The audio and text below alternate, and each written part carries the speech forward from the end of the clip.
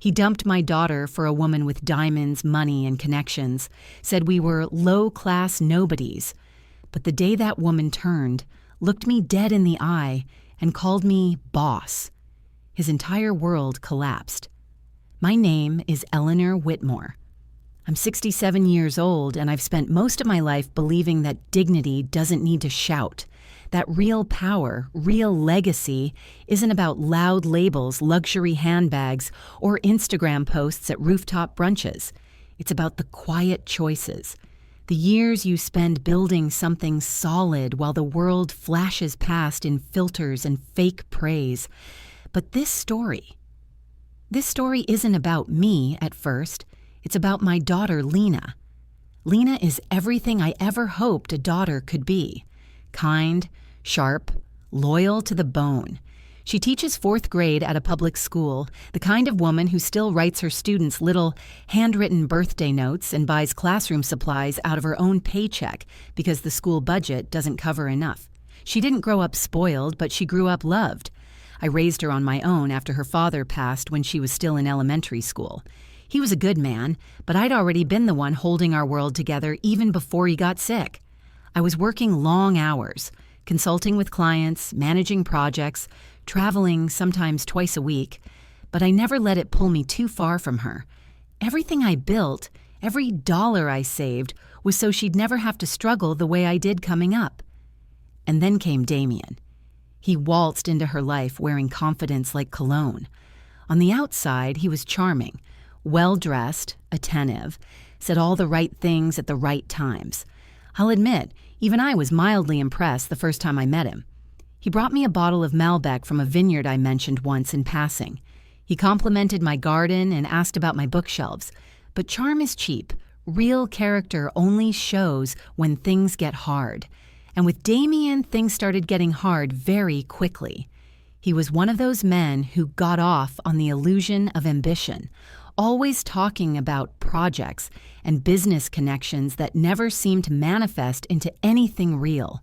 He worked in real estate consulting, which from what I could gather meant he floated between deals without ever closing much. But Lena, God bless her heart, believed in him. She cooked for him, supported his dreams, even covered part of his rent for 3 months when he said a client ghosted on commission. I bit my tongue. At first, I'd always taught Lena to think for herself, to trust her heart. I didn't want to be the overbearing mother who drove a wedge between them, so I stayed quiet. But Damien started slipping. Fast, he started mocking the life Lena lived, called her job sweet but small-minded, said people who chose to be educators had no drive. He started dropping comments like, "We could be living better if your mom wasn't stuck in the past," and "You should think bigger than just teaching other people's kids." I overheard that one during dinner. He thought I didn't catch it, but I did. Still, I didn't speak. Not until the night Lena came home and cried in my lap like a child again. She'd found out Damien had been seeing another woman behind her back, someone older, someone who drove a Bentley and posted daily photos of caviar brunches and spa getaways. Vivian. That was the mistress's name, a woman whose entire life seemed to orbit around image, wealth, and the illusion of success. She was everything Damien thought he wanted, and she was, to put it bluntly, loaded, at least in appearance. Designer everything. Vacation posts from Monaco, captioned selfies about high-value relationships and leveling up. That type. Damien didn't even have the decency to deny it. He told Lena straight to her face, "You're a good girl, but Vivian is the kind of woman who can elevate a man. She knows people. She opens doors." Lena crumbled, and in that moment I felt something crack inside me too, not just as her mother, but as a woman, because I had built my entire life on the idea that love was still worth something, that people with humble hearts could still stand tall next to flashing money and cheap power. That night, I told Lena to stop crying. I wiped her tears and said one sentence that I hadn't said in decades. "It's time I remind people who I am." She looked confused at first. She didn't know. She didn't know what I'd built all those years because I'd kept it from her. Not out of shame, but because I didn't want to raise a daughter who measured her worth by money. But some lessons only stick when they're witnessed firsthand. You see, long before I was just Lena's mom, I was Eleanor Whitmore, the silent strategist behind some of the city's most successful elite women. My name never made headlines, but my guidance did. I helped build brands, reposition reputations, and elevate entire legacies. Politicians, heiresses, wives of billionaires, they came to me for discretion, influence, and direction. And Vivian was once just another name in my Rolodex. She came to me 10 years ago, broke, recently divorced, hungry to climb. I gave her the tools, the connections, the transformation. I molded her from a bitter ex-wife into a refined socialite. She owed me her entire rebrand, but she clearly forgot. Or perhaps she thought I'd forgotten her too. She didn't recognize the quiet woman who brought Lena to her first parent-teacher meeting, or the grieving widow who showed up to her husband's funeral alone. That was fine. I preferred it that way. Until now. Now she was flaunting my daughter's heartbreak like a trophy, mocking our name, spitting on our dignity. And Damien? He was walking beside her like he'd made the upgrade of a lifetime. That was the moment I decided. Let them walk ahead for now. Let them strut and gloat. Let them believe they'd won. Because the day was coming, and it would come soon, when the mask would drop, and the world would watch the very woman he betrayed become the only person with the power to end him, and it would all start with a single word: boss. After Damien left Lena, the silence in our house changed. It wasn't peaceful anymore. It was empty, a kind of vacancy that hums like a power outage. Lena stopped playing music while she cooked. She stopped lighting the lavender candles she used to burn every evening before bed. Even the cat seemed to walk more quietly. She wasn't angry. She wasn't screaming or demanding answers. She was just gone. Number, like she'd folded herself inward layer by layer until nothing showed on the outside. That's how heartbreak looks when a woman still has dignity. One night, I found her in the laundry room, still expressionless, staring at a basket of clean clothes like it was a puzzle she'd forgotten how to solve. She didn't notice me at first. "He called me a downgrade," she finally said. Her voice didn't crack. Said I was sweet but not polished, that Vivian was elegant, said I was more like a starter girlfriend. My blood turned to ice. I had to grip the doorknob to stop myself from slamming something against the wall. Not because he dumped her. Number breakups happen. People fall out of love, they make mistakes. But this wasn't just betrayal. This was character assassination disguised as moving on. This was a man trying to stomp on my daughter's self-worth because he didn't have the courage to admit he was a coward chasing clout. And what did she do? She blamed herself. "I should have dressed better," she whispered. "Maybe if I'd worn heels more, paid more attention to my appearance." "Lena," I said sharply, "don't finish that sentence, ever." She blinked at me. "You don't polish yourself for a man who spits on your soul," I told her. "You don't wear stilettos for someone who can't handle a flat shoe and a full heart. You want to cry, but don't you dare think you were the one who lacked anything." She tried to nod. She tried to smile. But the light in her was still out. That's when I knew this wouldn't heal with speeches or comfort. Number this needed clarity. And sometimes the only way to break a woman's chains is to let her watch the man who locked them destroy himself. So I started preparing. The first thing I did was call in a favor from an old colleague, someone who still had access to the guest list for a high society investment conference being held in the city's luxury hotel district. Not only were big names attending, but my former firm, EW Strategies, was listed as a co-sponsor.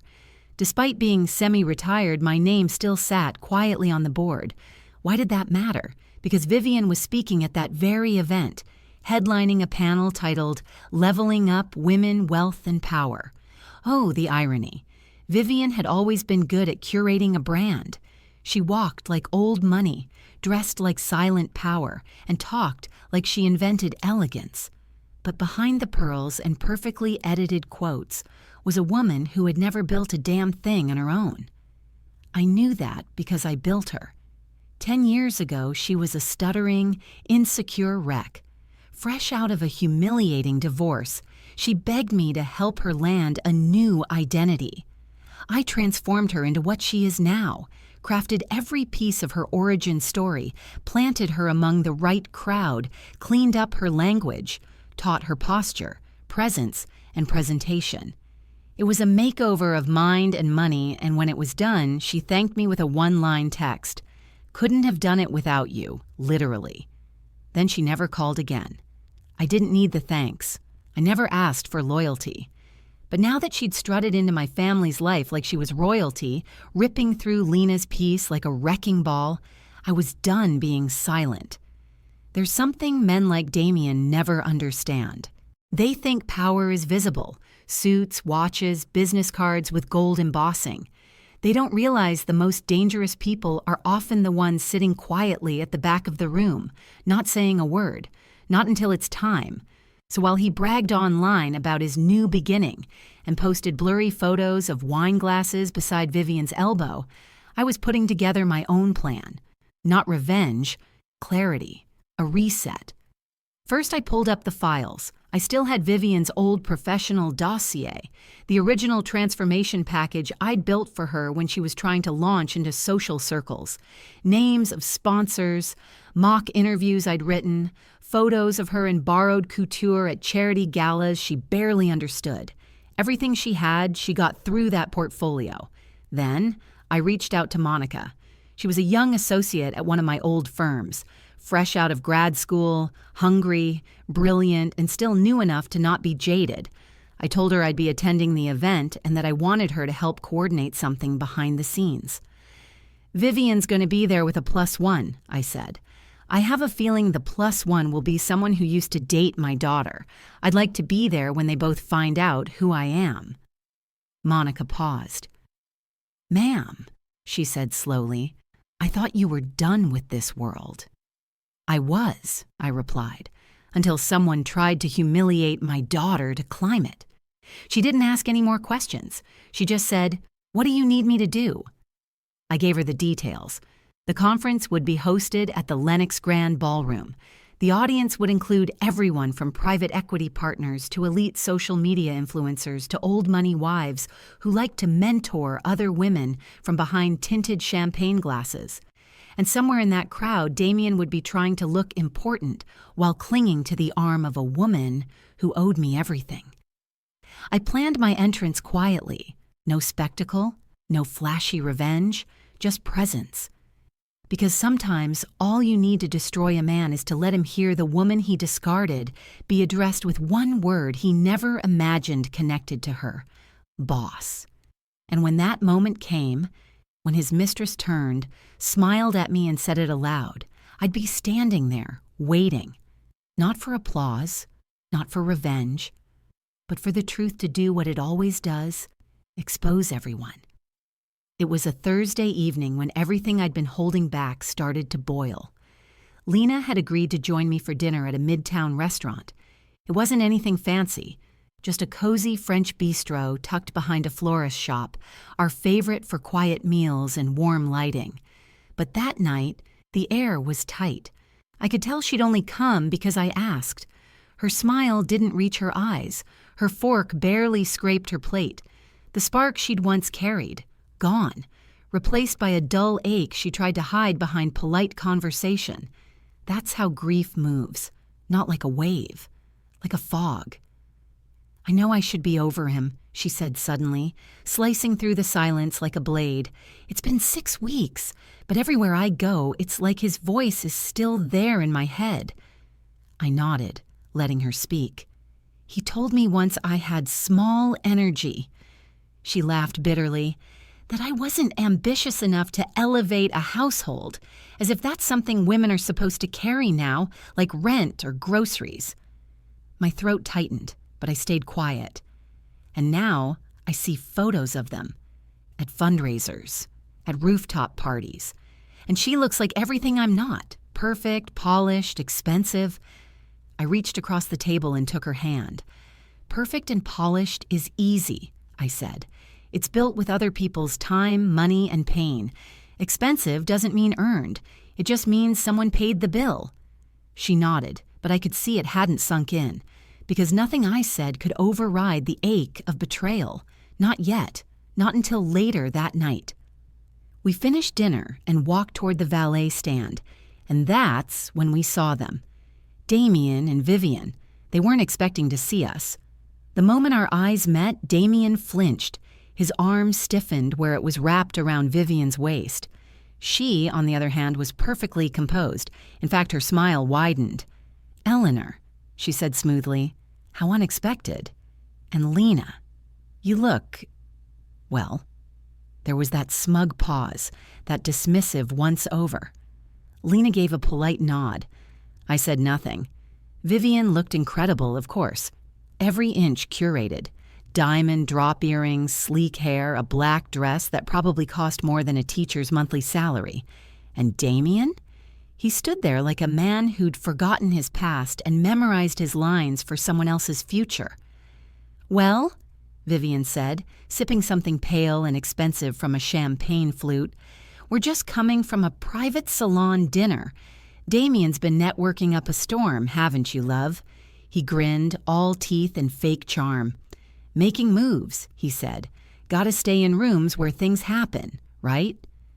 Lena stood still, silent, unmoving. Vivian leaned in slightly, her voice syrupy and sharp. "Lena, I hope there's no hard feelings. Damien just evolved. That's what relationships are supposed to help us do, right? Grow." My hand clenched so tightly around my purse strap I thought the leather might tear. And then, like it wasn't already enough, Damien opened his mouth and said the one thing that snapped every last thread of restraint in me.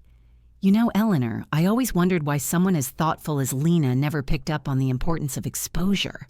You've clearly had a different experience. I guess Lena was raised to think small." He said it with a smirk. A smirk. Lena turned to me, eyes glossy but dry. Not a single tear fell, but I could see it. The devastation, the kind that builds when the people who once held your heart twist it like an old dish rag and toss it into the street. I looked at Damien for a long moment, and then I smiled, a calm, deliberate smile. "I suppose that's the problem, Damien," I said evenly. "You assume stillness is weakness. You assume humility is lack. You confuse silence with irrelevance." He blinked. Vivian arched an eyebrow. "And you," I said, shifting my gaze, "you really should be more careful with the rooms you speak in. Sometimes they echo louder than you think." Vivian gave a light, sarcastic chuckle. "Oh, I'm always careful." "Are you?" I asked. I didn't say another word, but that was the moment, right there, that the seed was planted. The tension tightened. She didn't know what I meant, but her smile faltered just slightly. I nodded to the valet. Our car pulled up. Lena climbed in slowly, and I joined her. As we drove off, she finally broke the silence. "What did you mean, Mom, about the rooms?" I didn't answer right away. Instead, I reached into my purse and pulled out a printed pamphlet, the program from the upcoming conference. I handed it to her. The front cover read, "Women, Wealth, and Power.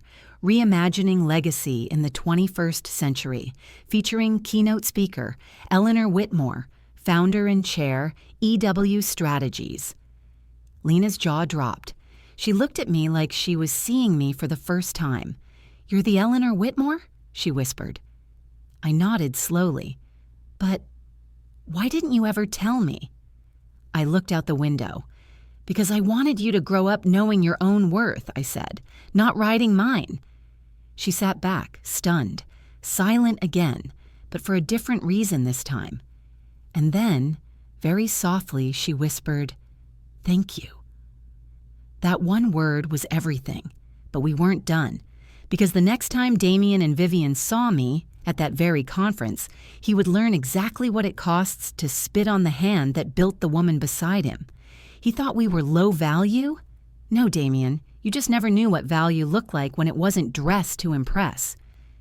The day of the conference arrived cloaked in sunlight and stillness, an almost cinematic calm, like the kind that hangs in the air right before something historic unfolds.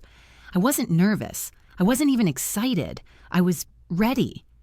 I pulled into the private entrance of the Lenox Grand Hotel at exactly 8 a.m. My name had been on the headline banners for weeks now, but I'd requested no fanfare, no welcome committee. I didn't want to arrive like royalty. I wanted to arrive like gravity. Inside the ballroom, teams of assistants buzzed around, arranging rows of white leather chairs, checking audio levels, rehearsing names. Screens lit up with looping montages of the featured speakers, and beneath them, polished black and gold placards etched with titles: Founder, Partner, Investor, CEO, Mine Red, Eleanor Whitmore, Founder, EW Strategies, Private Executive Consultant to Elite Women. Monica spotted me immediately. She hurried over, clipboard in hand, nerves vibrating in every step. "You look incredible," she said, breathless. "Everything's in place. You'll go on at 11:15 after the second panel. Vivian's on stage at 10 o'clock. She arrived an hour ago." I nodded. "And him?" Checked in under her name. "He's wearing a Navy Tom Ford knockoff and talking too loud about crypto in the coffee lounge." Of course he was. "Good," I said. "Let them warm up." I settled backstage with a coffee and my notes, though I barely needed them. I'd written speeches like this 100 times, for clients, CEOs, even the occasional politician's wife desperate to reinvent herself after a scandal. But this time, the words were mine. My story. My voice. No veil, no PR filter. At 9:58, I stood near the side curtain and watched Vivian glide onto the stage like a swan. She was dazzling in the way only someone trained to dazzle could be. Measured steps, glossy lips, eyes that surveyed the room like it owed her something. She launched into her speech like she was delivering a TED Talk. Buzzwords lined up like pearls on a necklace. Empowerment, intentional wealth, self-mastery. I heard every single phrase I'd once written for her spill from her mouth like recited scripture. She hadn't changed a word in years, the same metaphors, same cadence, same rise and pause before delivering her key points. She'd memorized the magic, but she forgot the magician. Behind her, Damien stood among the audience near the press section, grinning like a man who thought he'd finally arrived. I smiled to myself, because if he thought this was arrival, he had no idea what impact actually looked like. Vivian wrapped her speech to a warm round of applause. Her exit was smooth. She dipped her head gracefully and made a beeline for the VIP lounge, where I knew refreshments were served. It was there that we met. I walked in quietly. No one announced me. But the moment Vivian saw me, the champagne flute in her hand froze mid-air. "Eleanor," she said, her voice lifted in a question that held more fear than familiarity. I smiled. She stepped forward like she was seeing a ghost. "Wow, you look, wow," she stammered. I didn't see your name on the—" "It's on the main banner," I said calmly. "Page 2 of the brochure. Below yours, of course." Damien approached from the side, oblivious and bold. "There you are," he said to Vivian, touching her elbow. Then seeing me, he frowned slightly. "Hi. Have we met?" Vivian turned to him, blinking in surprise.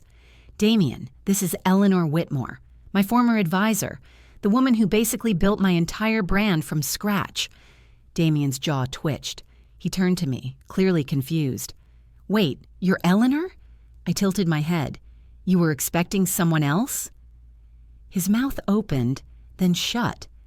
And then Vivian, sweet, oblivious Vivian, turned to me again, her voice bright and oddly affectionate. "Boss, I just wanted to say thank you again. I don't know if I ever properly did. Everything I have now, everything that's happening, it all started with you." Damien froze. Vivian blinked at him. What? Boss. That one word. It hung in the air like thunder in the dead of night. I met his eyes and watched it land. He remembered now. The word he'd used to describe me 6 weeks ago. Irrelevant. The label he slapped on Lena. Low class. The lecture about being surrounded by people with exposure and connections. And now, the woman he called outdated was the very woman who'd handcrafted the mistress he thought was his upgrade. Poetic. I turned to Vivian, still smiling. Thank you, Vivian. That means more than you know. She nodded, still unaware of the fallout unraveling beside her. Damien stepped back, his face drained of color. His lips parted slightly, trying to form a thought, an excuse, a defense. But nothing came, because there was nothing left to say. I gently touched Vivian's arm. Enjoy the rest of the conference. You've come a long way. Then I walked past them, leaving Damien standing in a frozen daze, eyes wide with the realization that he hadn't just betrayed a good woman. He'd bet his whole future on someone I created, and he lost. I took the stage at precisely 11:15 a.m., not a second early, not a second late. The room was full. Chairs packed, standing room in the back, reporters adjusting their tripods, guests murmuring, all waiting for the keynote speaker to say something clever or quotable or whatever they could scribble into their notebooks to justify their presence. But I wasn't here for applause. I wasn't here to trend. I was here to make the truth unforgettable. I stood at the podium, adjusted the mic, and took a breath. Then I scanned the crowd and locked eyes with Damien. He'd followed us in. I saw him take a seat in the third row, right behind a woman in a red pantsuit who looked like she could buy and sell a hedge fund with a single phone call. His posture had changed. His cocky lean was gone. Now he sat stiff, eyes wide, unsure whether to stay or bolt. Good. I leaned forward, voice calm, steady, deliberate. Legacy, I said, isn't what we leave behind. It's what we imprint on people, how they speak our name when we're not in the room. It's the decisions we make when no one's watching, and the consequences that follow when everyone finally is. A few pens scribbled. A few heads nodded. But more importantly, I continued, legacy is about remembering who built the bridge you walked across and how you treat the hands that held it steady beneath your feet. I could feel the energy shift. People leaned forward. Damien sat frozen. I've spent decades helping women reclaim their identity, not just in business, but in life, because we live in a world where women are constantly told we're either too much or not enough, too emotional, too cold, too dependent, too ambitious, too quiet, too loud, too modest, too proud. I paused. Lena's words from that night in the laundry room came rushing back. He called me a downgrade. I clenched the edge of the podium.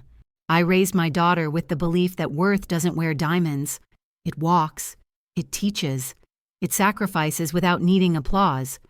But lately, I've seen how easily our world confuses packaging with power, how it mistakes performance for purpose, and how quick some people are to throw away something priceless just because it wasn't shining loud enough. A beat of silence passed. Then I smiled. In fact, I said, not long ago, a young man I know left behind a woman of deep substance and rare integrity. He called her simple, lacking polish. Said she wasn't leveling up fast enough. Now the room was fully still. You could hear the air conditioning hum. And in his haste to chase glitter, he ran right into the arms of someone who, ironically, was only standing because I once lifted her up. I didn't say names. I didn't have to. Every woman in that room who'd ever been discarded, insulted, underestimated. They felt it. And Damien? He looked like he'd swallowed a mouthful of nails. I looked straight into the crowd, voice calm but slicing like glass. Here's the funny thing about betrayal.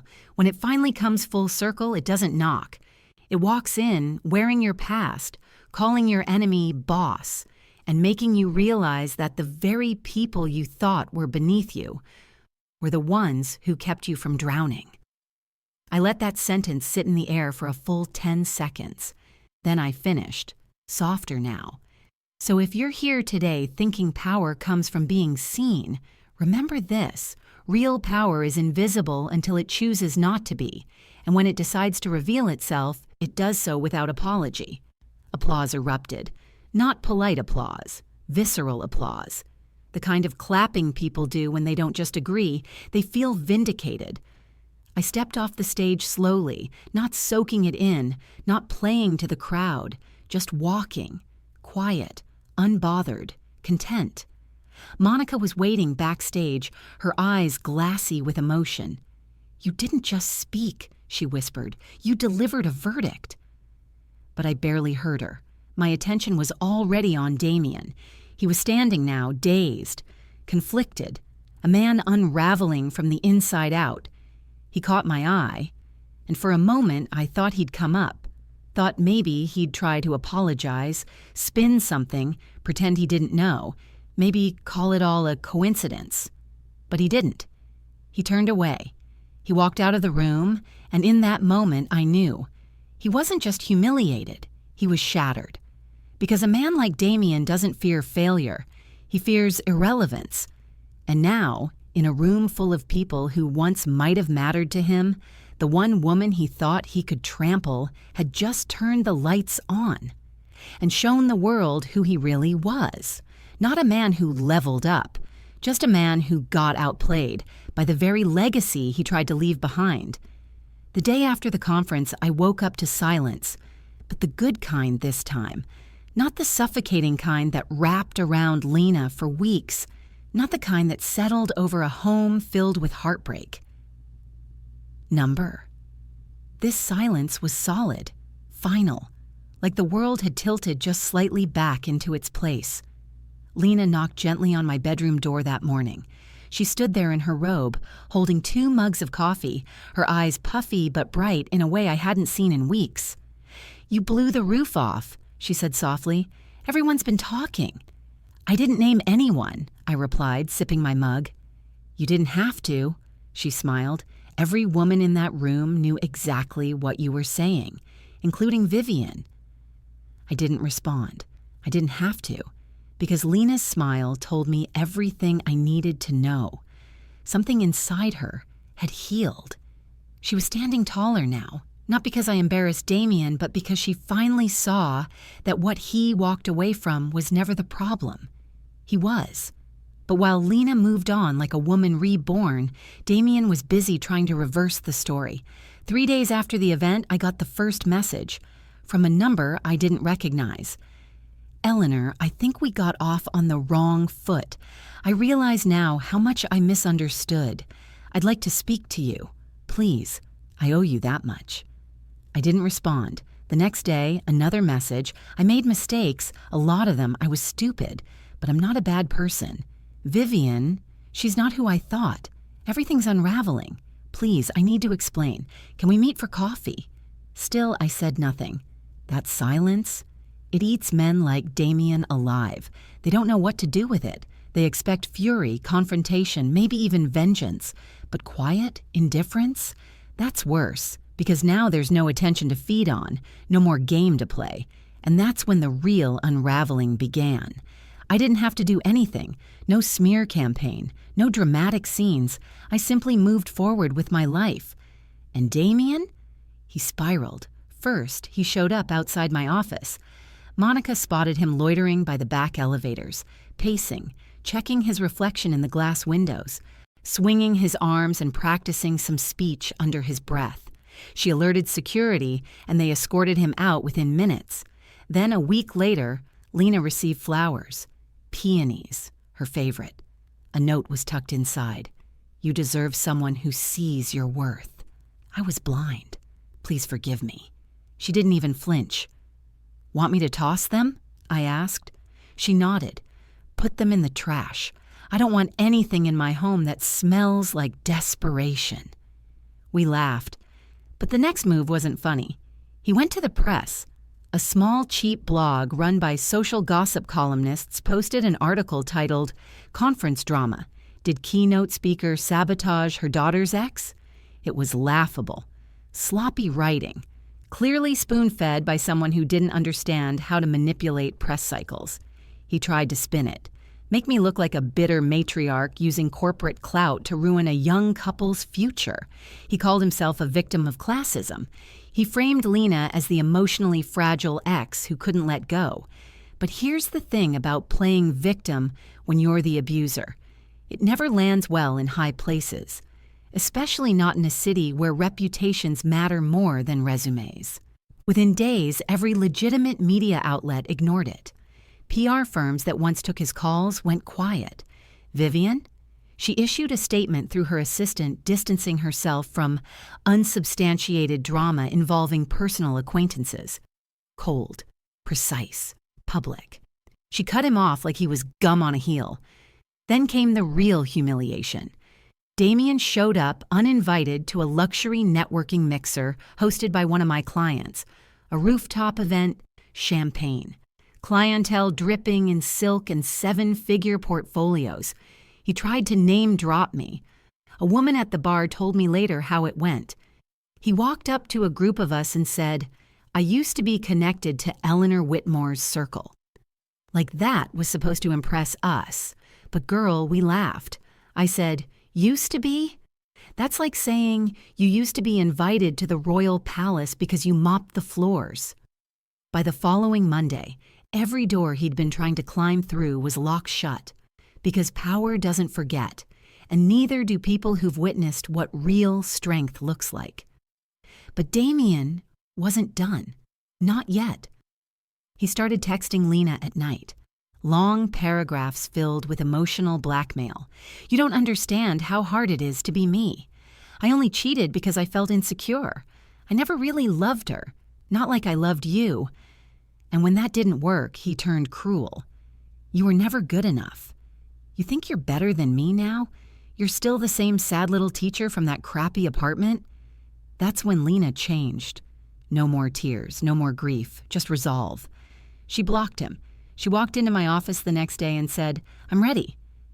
"Ready for what?" I asked. "To start over, for real this time." And she did. She moved out of her tiny apartment and into a small but beautiful place of her own, decorated with soft earth tones and bookshelves and sunlight. She joined a nonprofit as a board advisor. She started therapy. She cut off every friend who had secretly sided with Damien. She cut her hair short. She finally chose herself. And all the while, Damien? He was disappearing. Not in one big moment, but piece by piece. The man who once sneered at Lena's salary was now waiting tables at a wine bar uptown. I know, because a friend saw him and told me. He kept his head down, didn't smile much. No Vivian, no power suits. Just a man who thought he'd climbed into the sky, only to realize the wings he stole were never his to begin with. And that fall? That's a quiet one. But oh, it's permanent. I once read that grief, when it isn't addressed, morphs into humiliation.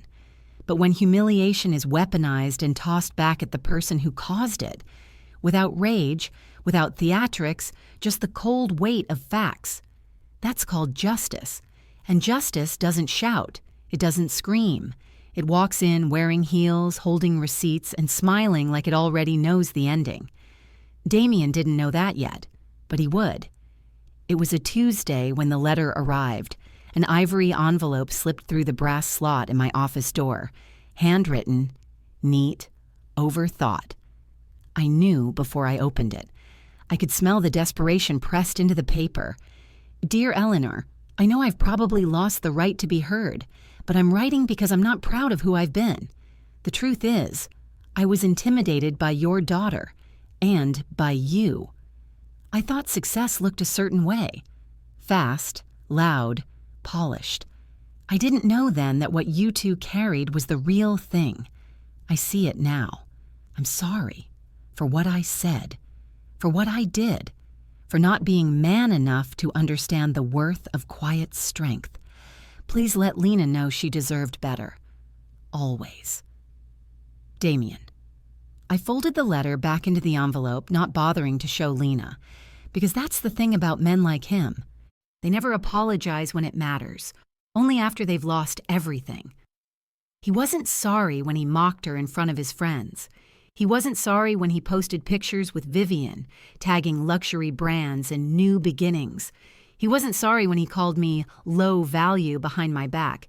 He was sorry now, because now there was no audience left to clap. Lena, for her part, didn't need the closure. She was blooming.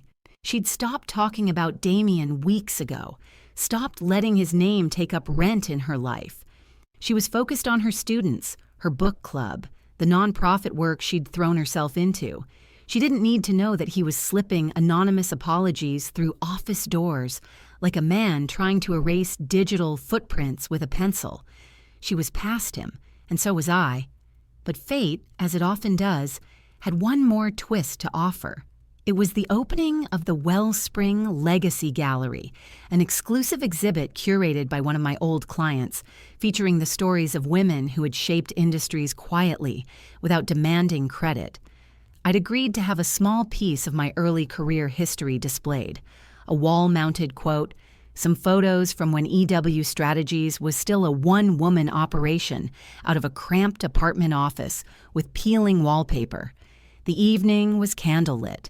Guests moved slowly through the space with champagne flutes and soft murmurs. And that's when I saw him, Damien, standing near the back wall, alone. No Vivian, no arm candy, no expensive suit. He looked smaller now, like the glow around him had dimmed and left nothing but a shell behind. He caught my eye and walked over. I didn't move. "Eleanor," he said. His voice was lower now, cautious. I waited. I know I don't have the right, but thank you for not saying my name at the conference, for not destroying me publicly. I stared at him, unblinking. Who says I didn't? He swallowed hard, then, I lost everything. No, I said, you threw it away. He nodded, eyes glassy. I didn't know what I was doing. That's the problem, Damien. You never did. Silence stretched between us like a tightrope. He looked around the room where my name was etched into a wall of legacy alongside women who had changed industries and never demanded applause. Women who built without breaking others. He whispered, "You don't know what it's like to want so badly to matter." I took a slow breath. "Oh, I do," I said.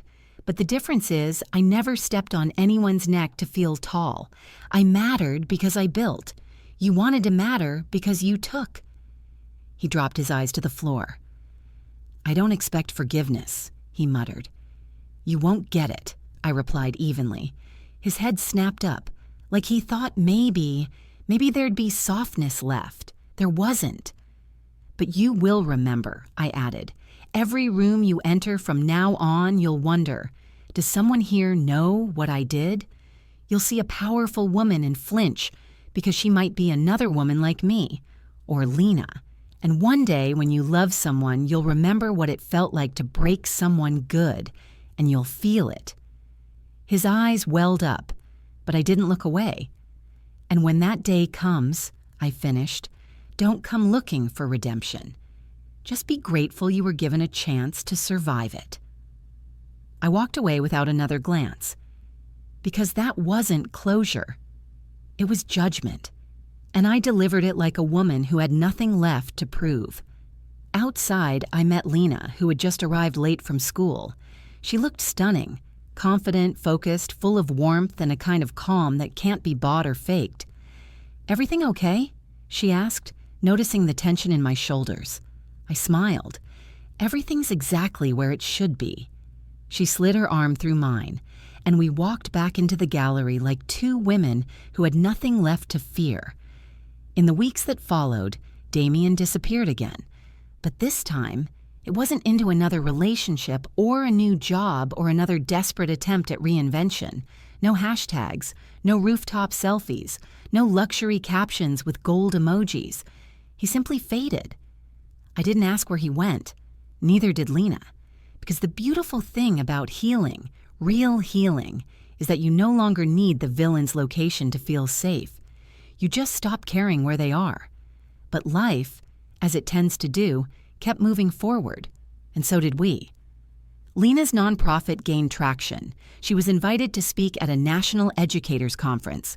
Her panel titled, "Building Resilience in Young Women Without Breaking Their Spirits." Her classroom was thriving. Her smile, consistent now. Not something she had to summon. She wore it the way some women wear armor, except hers didn't defend anymore. It shined. And me? I finally slowed down. For the first time in 40 years, I didn't wake up to a packed calendar or a string of urgent emails. I took long walks in the park. I joined a piano group. I went to art museums alone and ordered dessert without needing a reason. Monica, my young protege, had taken over the day-to-day operations of EW strategies with elegance and precision. She still called me Ms. Whitmore, even though I begged her to stop. But the truth was, hearing it made me proud, because I had built something real, and it was in good hands. Then one afternoon, as I sat on a sun-drenched bench in the conservatory garden with a book open in my lap, my phone buzzed. It was a message from an old contact in PR. "Thought you'd find this interesting. Check the link." I clicked.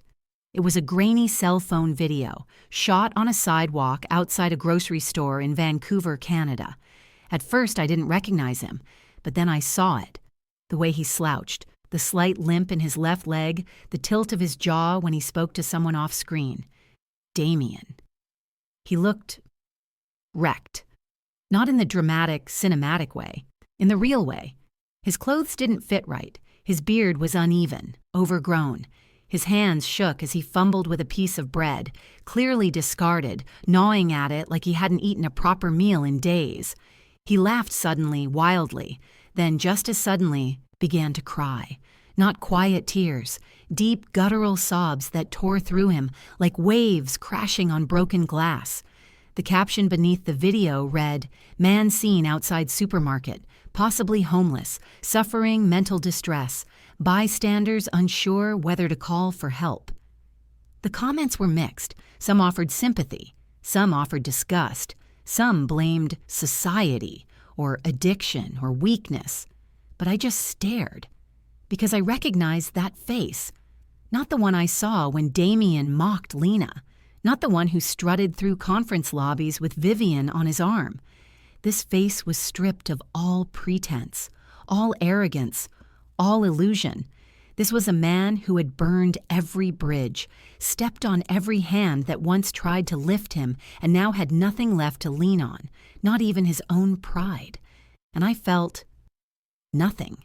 Not joy, not pity, not satisfaction, just confirmation. He had become the sum of his choices. That's what people forget. Karma doesn't always roar. Sometimes it arrives with no ceremony, no fireworks, just a slow, steady unraveling, until there's nothing left but a man, a sidewalk, and the weight of everything he once threw away. I closed the video. I didn't save it. I didn't send it to Lena. She didn't need to see him like that. She didn't need to know he'd become the ghost of a man who once thought he could trade dignity for proximity to money. She had outgrown him in every possible way. And I had released him completely. The following Sunday, Lena and I drove out to a lakeside property I had quietly purchased a few months earlier. It wasn't massive or flashy, no gated entry or Greek pillars. Just a soft yellow house with wraparound windows, a wooden dock, and a garden of wild lavender that buzzed with bees. I didn't buy it to prove anything. I bought it because I deserved peace. That afternoon, Lena sat on the porch swing with a glass of lemonade, a book in her lap. I sat beside her, sketching on a pad. Nothing serious, just soft pencil lines of the water and the trees. "Mom," she said suddenly, looking out over the lake, "do you ever regret it?" Regret what? Raising me, without showing me how powerful you really were, keeping it all hidden. I thought for a long moment. Then I shook my head. Number, because if I'd told you everything, you might have mistaken influence for self-worth, and I wanted you to learn that you don't need money or power or attention to be important. She smiled. Then, what about Damien? Do I regret what I did to him? I asked. Number. Do you regret that he came into our lives at all? I looked out at the lake. The water was still, the sky a soft gold. No, I said quietly, because he revealed the parts of you and of me that were still asleep. And sometimes pain is the only thing sharp enough to wake you up. She nodded, and that was the end of it. We never said his name again. Because sometimes the truest revenge isn't about making someone hurt. It's about becoming so free that they vanish from your mind completely. 6 months later, the world had settled into something I hadn't felt in decades, quiet, unforced joy. Morning started with sunlight pouring through floor-length windows, coffee in hand, bare feet on cool hardwood. The lake sparkled like it was winking just for me. My email inbox, once flooded with strategy decks and emergency consultations, now only held newsletters I actually wanted to read. And Lena, she was thriving in ways not even she could have imagined. She wasn't just moving forward, she was flying. The nonprofit work she'd taken on blossomed into something bigger. One of her initiatives, designed to provide mentorship for underprivileged high school girls, caught the attention of a major philanthropic foundation. They offered a grant, then another, then press. Suddenly, the woman who was once mocked for being simple was being invited to speak on podcasts, sit on panels, even write a column, not because she chased fame, but because she earned respect. Every time I watched her speak, I saw a fire that Damien never could have handled, not because he wasn't capable of admiration, but because men like him don't admire women. They consume them, until there's nothing left to light the room. But Lena had rebuilt, not from scratch, from truth. One Sunday, after a brunch in the city, we stopped by a small boutique event where emerging female entrepreneurs were being honored. It wasn't publicized, just a low-key networking affair filled with quietly powerful women who knew how to make things happen behind the scenes. That's when we saw her. Vivian, yes, Vivian in the flesh. It took me a moment to recognize her. Gone were the $2,000 heels and paparazzi-worthy makeup. She still dressed well, no doubt, but the sparkle had dulled. Her hair was shorter now, her face bare, her smile smaller. Not humble, not exactly sad, just reduced. She saw us before we saw her, and for a second I saw panic in her eyes. The way someone might feel walking into a courtroom where they forgot they were on trial. But I didn't move, and neither did Lena. To her credit, Vivian walked over. Slowly, like a woman approaching her fate, not her friends. Lena, she said first, nodding. You look wonderful. I've read some of your articles. Your work is incredible. Lena smiled, warm but measured. Thank you. Vivian turned to me. Eleanor, she said, I'm not expecting anything. I just wanted to say I was wrong. I owe you a lifetime of apologies. For Damien. For everything. I held her gaze, and then, quietly, I asked, did you know what he said about Lena? About me? Her eyes dropped. Yes, she whispered. Eventually I did. And I'm ashamed I didn't say something sooner. You said it the moment you walked away from him, I replied. And sometimes that's the only statement that matters. She nodded, swallowing hard. I lost a lot when I lost your mentorship. No, I corrected her gently. You lost yourself when you forgot who gave you your foundation. All I ever did was remind you of who you could be. You're the one who traded it for performance. Vivian's face crumpled. She nodded, then excused herself. We didn't look back, because the truth had already done what it always does. It settled the score. A week later, Lena received a package at her nonprofit office. No return address. Inside was a small box. When she opened it, her breath caught. A bracelet, one she hadn't seen in years. Rose gold. Simple. Inscribed inside were 3 words, "You were enough." There was no note, no name, but she knew who sent it. I did too, and that was fine. Because not all redemption needs an audience. Some is whispered in quiet rooms through late apologies and silent gestures. But this story? This arc? It wasn't about Damien or Vivian, not anymore. It was about Lena, about a woman who was once discarded like she was replaceable, mocked for being simple, called low value, and who rose, not with revenge, with clarity. The final speech she gave that year at a women's summit brought the room to tears.